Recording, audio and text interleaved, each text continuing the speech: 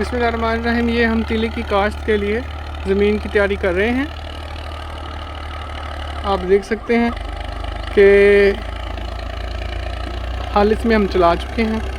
अब हम इसमें सी सुहागा जिसे कहते हैं हम वो मार रहे हैं। तो उसकी वजह से फिर जितने भी ये ढेले वगैरह होते हैं ये खिस जाते हैं। ये हर ज़मीन के साथ मुख्तलिफ होती है, उसके मुताबिक इसे इस्तेमाल करना चाहिए। हमारी ज़मीन चूँकि नरम है, इसके ढेले जो होते हैं वो इसके साथ ही लोहे वाले सुहागे के साथ ही ख़त्म हो जाते हैं। तो इस तरह से हर ज़मीन के साथ चूँकि मुख्तलिफ होती है तो उसके हिसाब से ही फ़ैसला करना चाहिए कि हमें इसमें रूटा चलाना है या हमने इसमें सुहागा मारना है। हमने इसकी रोनी की थी पहले, रोनी करने के बाद फिर इसमें हल चलाया है। हल चलाने के बाद अब इसमें सी सुहागा मार रहे हैं, आप देख सकते हैं। तो जो ज़मीनें हार्ड होती हैं, जिनके ढेले ज़्यादा बड़े होते हैं और बहुत से सख्त होते हैं, तो उनके लिए जो है रिकमेंडेशन यही है कि वो लोग बजाय सुहागा इस्तेमाल करने के रूटावेटर इस्तेमाल करें। ठीक है जी। रूटावेटर से फिर ये होगा कि ज़मीन बिल्कुल पाउडर बन जाती है। ठीक है। तो ये इस ज़मीन के लिए सुहागा काफ़ी है। एक सुहागा या दो सुहागे मार लें, वो डिपेंड करता है, लेकिन हल के साथ मारें मुझे ज़्यादा बेहतर है। तो इससे बहुत ज़्यादा फ़ायदा हो जाएगा, ज़मीन बारीक हो जाएगी, खेलियाँ आराम से निकलेंगी। अच्छा, मैंने ये आपको बताना था कि हम इसमें खेलियों पे तिल लगाएंगे चोपों के साथ, जिसमें तकरीबन हम 5 से 6 इंच या 7 इंच जो है ना फासला मेंटेन कर सकते हैं, क्योंकि झाड़ीदार होती है। TS05 झाड़ीदार पौधा है ये, तो इसका उगार जो होता है ना वो बहुत बेहतर होता है इसके ऊपर, खेलों के ऊपर। आप फ्लैट ज़मीन में भी लगा सकते हैं, क्योंकि आप लोगों को पता है ये बहुत एक नाजुक तबीयत का पौधा होता है। ये ज़्यादा जो है स्ट्रेस बर्दाश्त नहीं करता।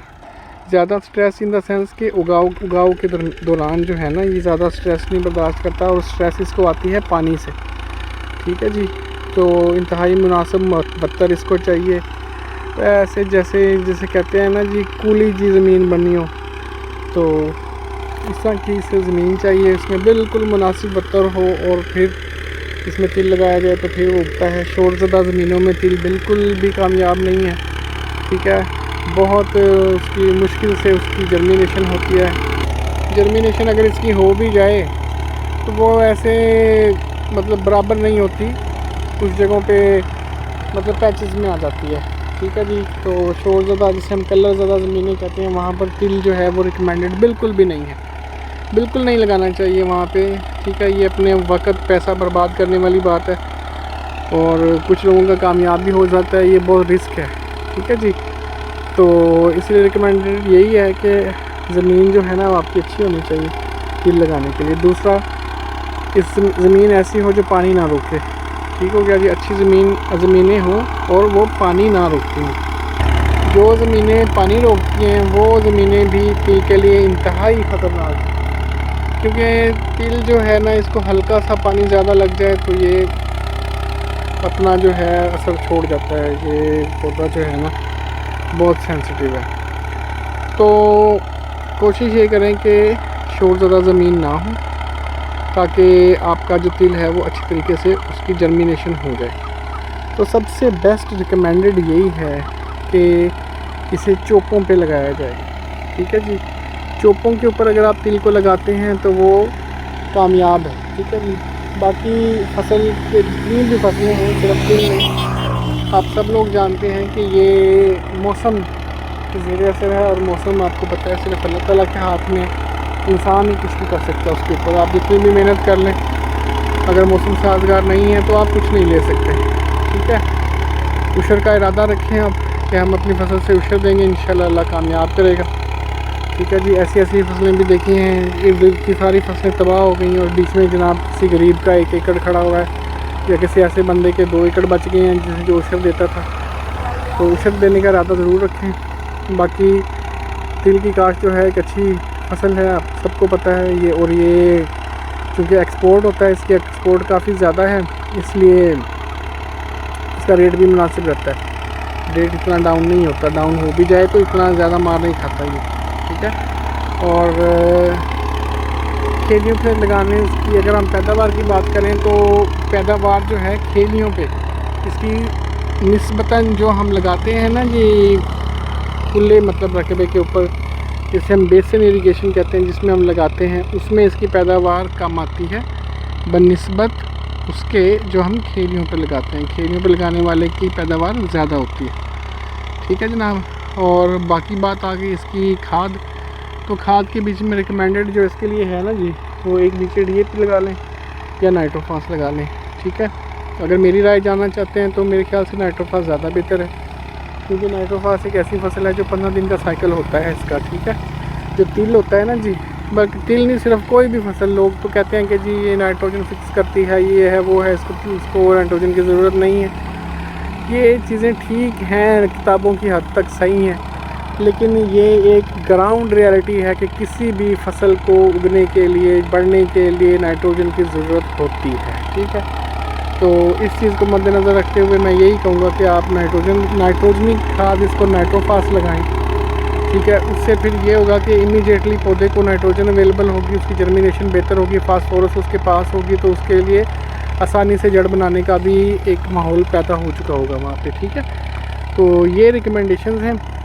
तो बाकी इंशाल्लाह हम गाहे बगाहे इसको अपडेट भी करते रहेंगे, इसकी जर्मिनेशन के हवाले से, सोइंग के हवाले से, सारा कुछ। आज हमारी फसल के लिए ये हमने फ़िलहाल हाफ एकड़ तैयार किया है।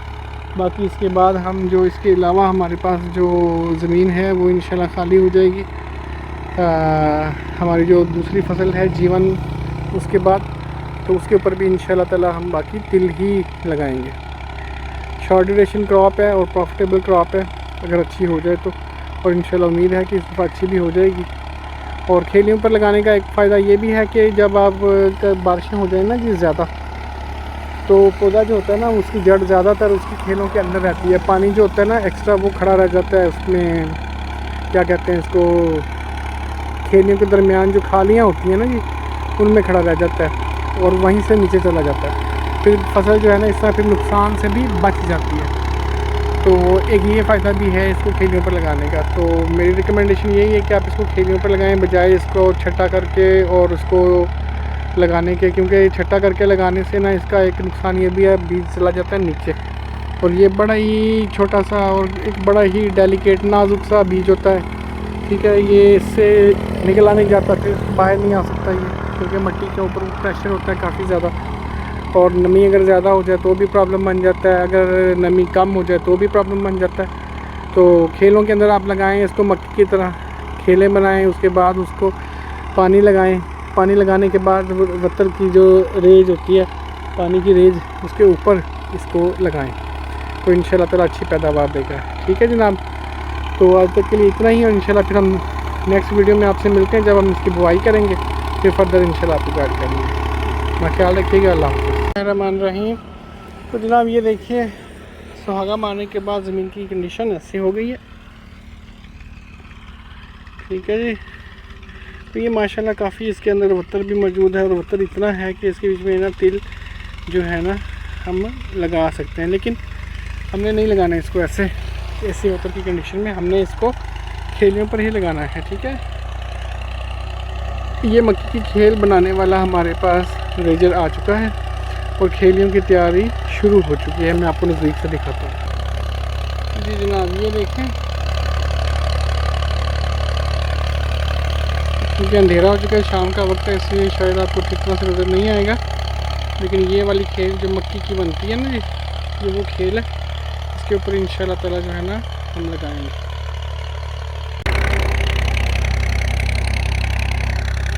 ये देखें, ये खेल तैयार हो रही है।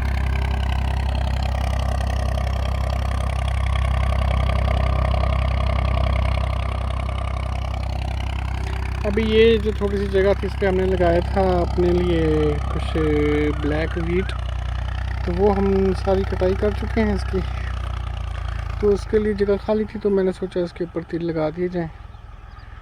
तो ये अर्ली थोड़ा सा आ गया। अब इसके बाद जो है जीवन के बाद इंशाल्लाह ताला बाकी सारे एरिए पे तिल लगाएंगे।